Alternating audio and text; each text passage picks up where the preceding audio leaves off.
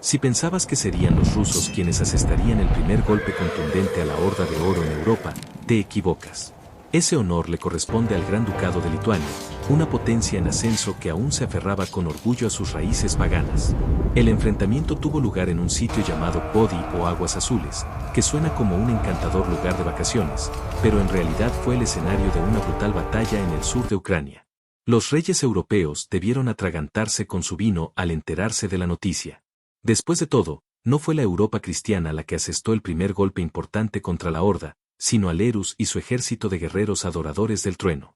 Incluso los caballeros tónicos, que solían estar demasiado ocupados en las cruzadas como para preocuparse, más tarde se refirieron a la famosa batalla de Kulikovo de 1380 como la segunda batalla de las Aguas Azules, lo que da una idea de lo legendaria que fue esta lucha. Estás aquí en el momento perfecto. Si aún no lo has sentido, suscríbete y sé parte del viaje. Nos acercamos a los 16.000. Bien, comencemos. Sabemos que algo importante sucedió en 1362. Sabemos que el gran duque Alerus tomó Lituania, venció a los mongoles, pero ¿cómo sucedió exactamente? Los historiadores ucranianos tienen mucho que decir al respecto. Esta batalla fue un punto de inflexión en la Europa del Este del siglo XIV, un cambio de poder que sacudió a los mongoles y sentó las bases para futuros conflictos. Sin embargo, algunos académicos dudan incluso de que haya ocurrido. Así es, mientras que algunos la consideran un enfrentamiento decisivo, otros se muestran escépticos y preguntan, ¿estamos seguros de esto? ¿Por qué el debate? Bueno, los registros medievales no se caracterizaban precisamente por su rigor en la verificación de datos. Las primeras descripciones reales de la batalla no aparecen hasta el siglo XV, e incluso entonces se leen como la vaga sinopsis de una película de acción: gran batalla, derrota de los mongoles, victoria de Lituania, fin. Una de las primeras menciones proviene de las crónicas lituanas, específicamente en las historias sobre Podolia, escritas 100 años después de la batalla. Para cuando los académicos de la década de 1940 se pusieron a investigar las fuentes, tuvieron que trabajar con lo que básicamente eran rumores medievales. Pero esto es lo que sí sabemos: la batalla de Blue Water fue un punto de inflexión para Lituania, fue un paso importante. En su camino para convertirse en una potencia regional para los ucranianos modernos, esta batalla se considera el momento en que se liberaron de 120 años de dominio tártaro y se unieron al Gran Ducado de Lituania.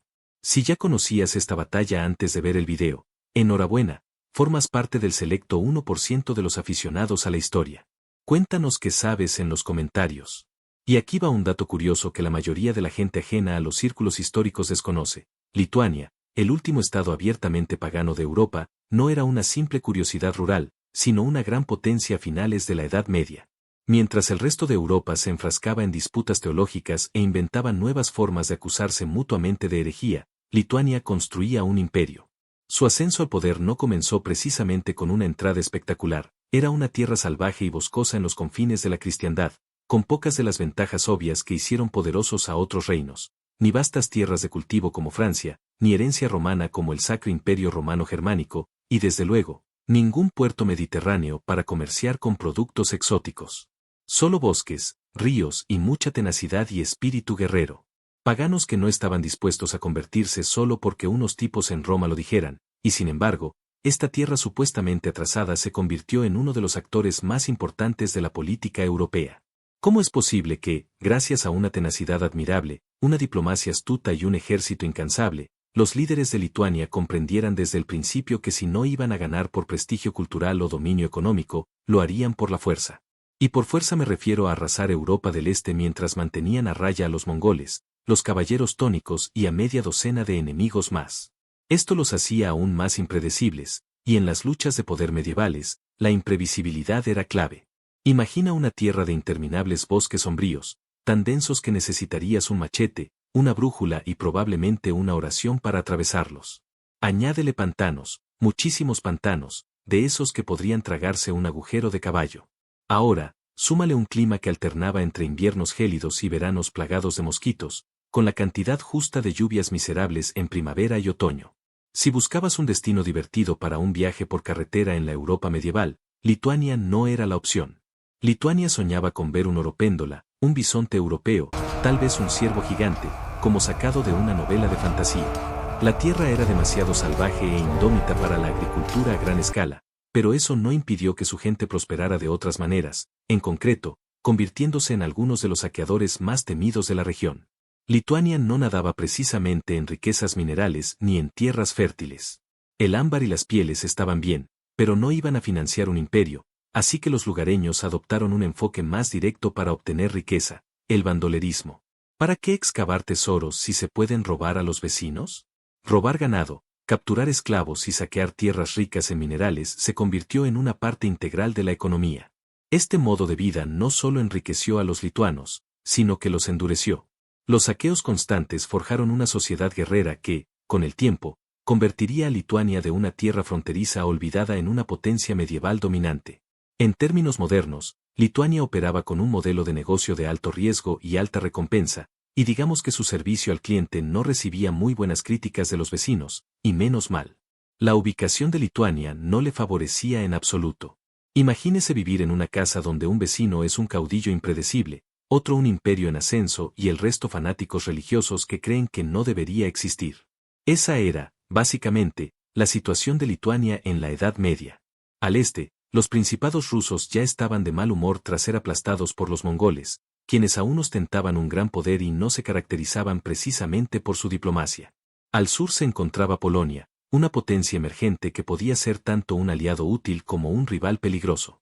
Pero la verdadera pesadilla provenía del oeste y del norte, donde la Orden Tónica y la Orden Leoniana, dos ramas de la misma maquinaria cruzada germánica, se habían establecido.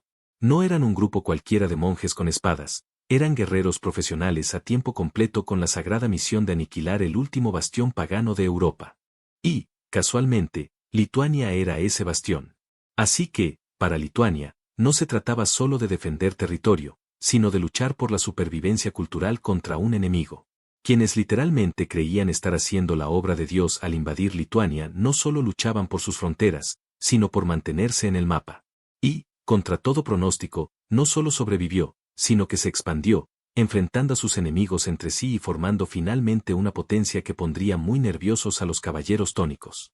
En 1323, con el otrora poderoso reino de Galicia-Volinia ligeramente situado entre Lituania y Polonia, como en una transacción inmobiliaria medieval, el príncipe Ginís de Lituania vio una oportunidad que condujo directamente al debilitado Principado del sur de Rusia, particularmente Kiev. A finales del siglo XIII, Kiev había visto mejores tiempos. La ciudad que una vez fue el corazón de Kiev y Rusia vivía básicamente bajo el dominio mongol, una franquicia del otrora poderoso imperio mongol, ya debilitado por la invasión mongola de 1240. La ciudad quedó despoblada y en ruinas, reducida a poco más que un puesto de avanzada provincial bajo control mongol. Durante más de un siglo, pagaron sus tributos a sus señores, la Horda de Oro. Estos eran una facción disidente del extenso imperio de Genghis Khan, una especie de spin-off de gran éxito que sobrevivió a la serie original con el tiempo. Estos gobernantes mongoles abrazaron el Islam, transformándose de conquistadores nómadas en gobernantes sedentarios con un nuevo conjunto de prioridades, impuestos, comercio y asegurarse de que sus vasallos rus siguieran enviando oro. Y llegaron a ser conocidos como los tártaros, un nombre que suena como el de una antigua sociedad secreta, pero que en realidad era solo una nueva identidad cultural moldeada por años de gobierno sobre las tierras de los rus. Con esa situación favorable, Geminus de Lituania tomó la fortaleza de Obus, arrasó Jameir y puso la mira en el Gran Premio, la propia Kiev. Para cuando Geminus llamó a la puerta en 1324, el gobernante de Kiev, el príncipe Stanislav, no estaba precisamente en condiciones de ofrecer mucha resistencia. Su ejército era pequeño, sus recursos escasos y sus posibilidades de detener a los lituanos eran prácticamente nulas. El enfrentamiento tuvo lugar a orillas del río Irin, y digamos que no fue un buen día para el ejército de Kevan. Superados en número y en fuerza, lucharon, pero los lituanos arrasaron, dejando tras de sí escudos maltrechos y egos heridos. Como resultado, Kauve, junto con Peras, Laav, Pil y Kaniv, pasaron a estar bajo la administración del Gran Ducado de Lituania. Se celebró un desfile de la victoria, tal vez un banquete, pero Gamas no estaba precisamente en posición de relajarse y disfrutar de sus victorias. ¿Por qué? Bueno, existía un pequeño problema llamado la Horda de Oro, y si la supervivencia medieval tuviera un manual, la regla número 1 sería: bajo ninguna circunstancia provoques a los mongoles a menos que estés absolutamente seguro de poder afrontar las consecuencias. Gamas, un hombre inteligente al que le gustaba gobernar un reino, sabía que era mejor no provocar una guerra total, así que en lugar de quedarse y plantar una bandera lituana en la plaza principal de Kiev, optó por una estrategia de bajo riesgo y alta recompensa, saquear lo que pudiera y marcharse de allí. Kiev no era completamente independiente, en cambio, pasó a formar parte de un acuerdo de condominio, extrañamente funcional, de reparto de prisioneros de guerra entre Lituania y los lituanos. La Horda de Oro, francamente, Lituania ahora tenía una influencia decisiva en la política de los principados de la Rus del Sur, mientras que los recaudadores de impuestos mongoles seguían merodeando para asegurarse de que no se olvidaran los pagos de tributo. Era abril de 1362 y los caballeros tónicos acababan de arrasar Kuz, haciendo lo que mejor sabían hacer, asediar, saquear y recordarles a los lituanos que seguían siendo una gran molestia. Alerus, hijo de Gus, el nuevo gran duque de Lituania, y su hermano Kutus se apresuraron al lugar, probablemente con la esperanza de realizar alguna hazaña heroica de último minuto. En cambio, presenciaron impotentes una película de desastres, observando desde las colinas cómo caía la fortaleza. La orden tónica se expandía agresivamente y defenderse de ellos se estaba convirtiendo en un trabajo de tiempo completo, pero no se puede ganar una guerra solo a la defensiva. Lituania necesitaba más tierras, más recursos y más hombres si quería sobrevivir, y eso significaba mirar hacia el este, hacia las vastas y dispersas tierras de la Rus del Sur. Provocar a los mongoles nunca fue una buena idea, pero Lituania se estaba quedando sin opciones. Afortunadamente, los dioses estuvieron de su lado. Para 1362, la Horda de Oro la Horda fue un completo desastre. Estalló una guerra civil tan brutal que más tarde recibió el alegre nombre de la Gran Masacre. Durante las 2 décadas siguientes, más de 25 confederaciones diferentes lucharon por el poder, y el otrora poderoso imperio mongol comenzó a fragmentarse en pequeños territorios zulis enfrentados. Era como un reality show medieval, pero en lugar de ser expulsados de la isla, los KH eran apuñalados, envenenados o expulsados de la ciudad. Con todo ese caos, adivinen que no estaba en lo más alto de su lista de prioridades, detener a Lituania. Alerta vio la oportunidad de avanzar hacia el este mientras los mongoles estaban demasiado ocupados apuñalándose por la espalda como para darse cuenta. Mientras el dinero del tributo siguiera llegando de otras partes de su dominio, la lenta toma de Lituania era solo otro inconveniente menor en un imperio ya en llamas. Alerta vio esto y pensó, bueno, no me importa si lo hago. Sin perder tiempo, condujo a sus tropas a los principados del sur de Rus, y digamos que la resistencia fue mínima. No fue recibido precisamente con los brazos abiertos, pero digamos que no había mucha gente dispuesta a morir por su mongol. En ese momento, Alerus, con la gracia de un turista en plena conquista, recorría territorios como si fueran recuerdos de un viaje por carretera. Chern, Braiens, Nog, Herod, Sersky, Starodub y Praslav formaban ahora parte del creciente imperio lituano. Básicamente, si había un trono vacío o un gobernante demasiado cómodo, Alerus tenía la solución. Técnicamente, todas estas tierras pertenecían al Ulis de Crimea, controlado por Mamai, uno de los caudillos mongoles más poderosos de la época. Pero Mamai estaba bastante ocupado luchando por el control de Sarai, la capital de la Horda de Oro. Lanzar un contraataque a gran escala contra Lituania pasó a un segundo plano. Consciente de que oportunidades como esta no se presentaban todos los días, Alerus se aseguró de consolidar su dominio sobre estas tierras. Ese mismo año, Alerus puso la mirada en Kiev. Seamos honestos, Kiev llevaba una vida de prestado desde que su padre había llegado unos años antes, pero incluso en decadencia, Kiev aún tenía peso. Era una ciudad con la historia, el prestigio y la importancia simbólica, y en el mundo de la política de la región, la reputación lo era todo. Perder Kiev no se trataba solo de territorio, sino de orgullo.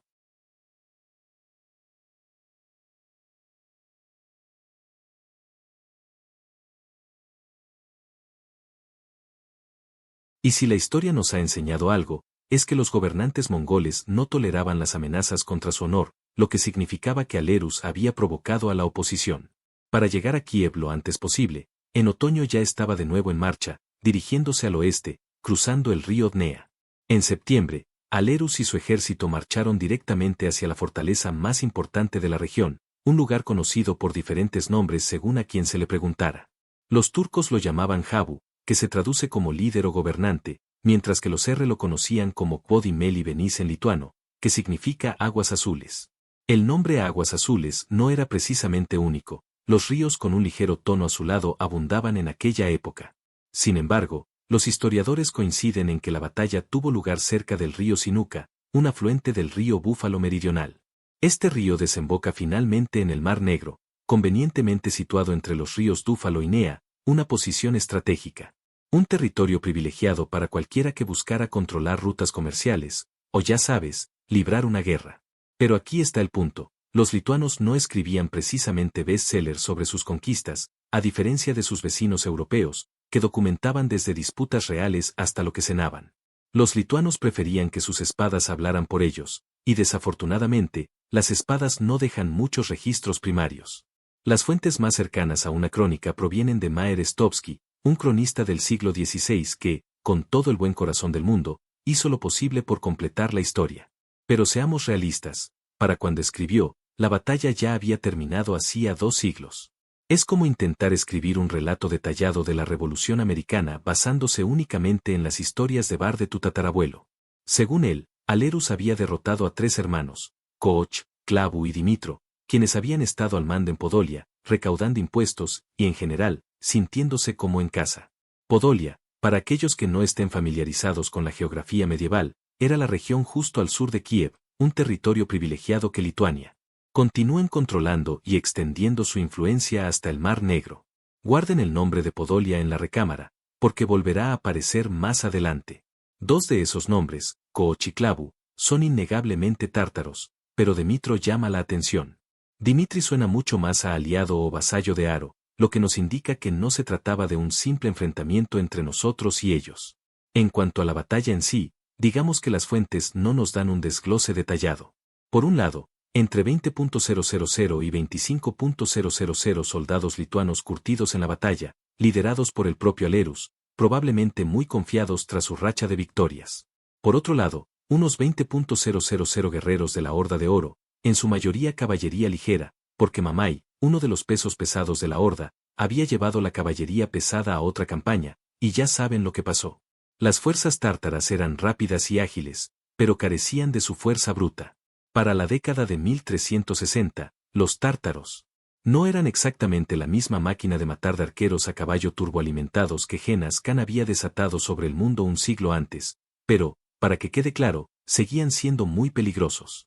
A principios de diciembre de 1362, Alerus y sus guerreros lituanos llegaron a las orillas del río, listos para la batalla.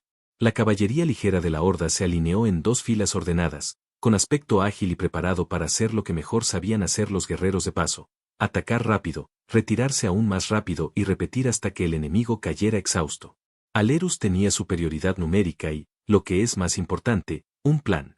En lugar de cargar como un caballero de torneo demasiado impetuoso, dividió sus fuerzas en 6 alas y las desplegó en semicírculo. Algunos dicen que era una cuña, otros que era cóncava. En el centro se encontraba su infantería, con los escudos cerrados y las lanzas listas, formando una defensa sólida como una roca. Su caballería acechaba en los flancos, esperando el momento oportuno para abalanzarse y aplastar al enemigo por los lados. La batalla comenzó con la caballería tártara haciendo lo que mejor sabía hacer: disparar flechas con una precisión letal. Bajo la tormenta, manteniéndose fuera de su alcance, apuntaron a los flancos lituanos con la esperanza de debilitarlos antes de avanzar. El problema era que los hombres de Algirus estaban firmemente atrincherados, con los escudos en alto y sin ganas de recibir daño.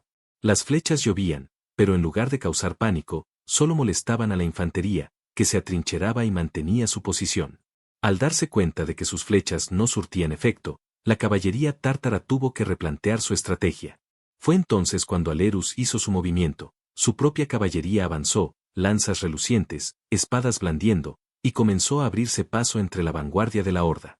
Los tártaros, entrenados para escaramuzas rápidas en lugar de combates prolongados, de repente se encontraron a la defensiva mientras los hombres de Algirus avanzaban. El comandante tártaro Kutlu tuvo una revelación: él y sus hombres estaban a un paso de ser completamente rodeados. Si los lituanos cerraban el cerco, su caballería quedaría atrapada y hecha pedazos. En tiempos desesperados, se requieren cargas desesperadas. Sin otra opción, Ku ordenó un ataque frontal. Los jinetes soltaron sus arcos, desenvainaron sus sables y cargaron directamente contra la infantería lituana, con la esperanza de romper sus filas antes de que el muro de escudos pudiera contenerla. La infantería lituana, con los escudos cerrados y preparándose para el impacto, recibió el estruendo de la caballería tártara, probablemente pensando: otra gloriosa carga para el paso. Y entonces, ¡Zas! Se estrellaron contra la línea lituana como un tren de carga medieval contra un muro de ladrillos. Atrapados en combate cuerpo a cuerpo, donde su agilidad importaba poco, los guerreros del paso fueron abatidos uno a uno. Alerus no solo ganó, sino que se aseguró de que todos supieran que había ganado. Repartió territorios de primera categoría entre sus parientes, acabó con esos molestos recaudadores de impuestos tártaros y comenzó a fortificar ciudades, algo que había estado estrictamente prohibido bajo el dominio de la Horda de Oro. Básicamente, transformó toda la región, de un fum controlado por los tártaros, en una fortaleza lituana. Uno pensaría que, tras conquistar un montón de nuevos territorios, los lituanos harían lo que la mayoría de los conquistadores hacían, imponer su idioma, cultura y religión a los lugareños. Pero no, adoptaron el cristianismo ortodoxo y las tradiciones bizantinas, permitiendo que sus nuevos súbditos conservaran su fe, su alfabeto y, incluso sus gobernantes locales resumían esta política en su famoso dicho: no destruimos lo viejo ni imponemos lo nuevo. Nada de conversiones forzadas, nada de quemar libros. Simplemente oye, ahora la tierra es nuestra, pero tú haz lo que quieras.